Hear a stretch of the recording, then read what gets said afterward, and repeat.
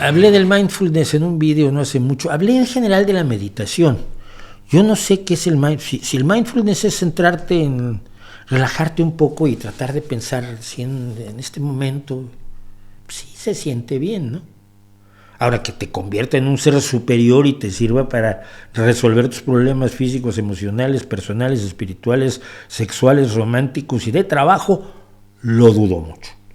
Pero además, no sé si todos los que hacen mindfulness hacen lo mismo, porque no hay una forma de saber cuándo alguien está meditando y cuándo no está meditando.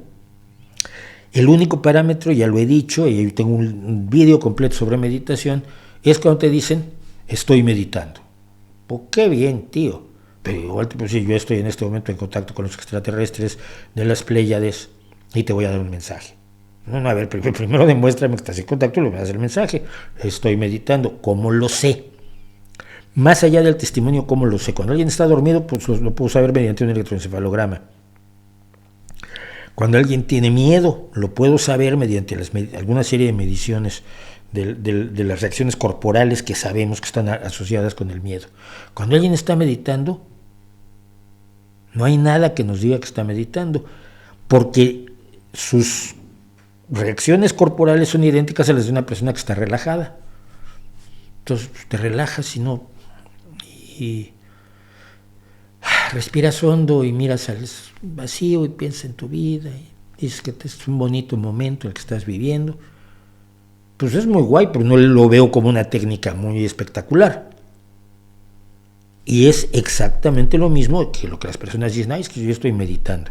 El mindfulness es una variante de la meditación, así que no creo que tengamos mucho más que decir de ese tema. Muchos mencionan que la elección de un ultraderechista como presidente aumenta los crímenes de odio. ¿Esto es realmente cierto o es paranoia? Claro que sí. Es cierto, y lo pudimos ver cuando los nazis salieron a la calle con Donald Trump.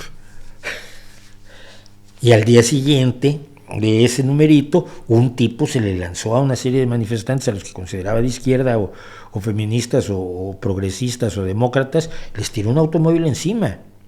Por supuesto, te sientes validado cuando tu presidente comparte el odio que tú tienes, porque en una sociedad normal el racismo y las ganas de matar gente de color o de aspecto distinto está mal visto. Generalmente esto no lo validan ni muchos diputados, ni muchos presidentes, ni la sociedad en general. Pero cuando tu presidente es un racista histórico como Donald Trump, que hizo lo posible porque condenaran a muerte a 5 chicos de color acusados de una violación que al final no cometieron, y fueron declarados inocentes años después de comerse un porrón de años de cárcel. Si es un racista declarado tu presidente, pues te sientes validado, evidentemente vas a tener mayor libertad de acción y los más chiflados tendrán mayor libertad de acción, por supuesto.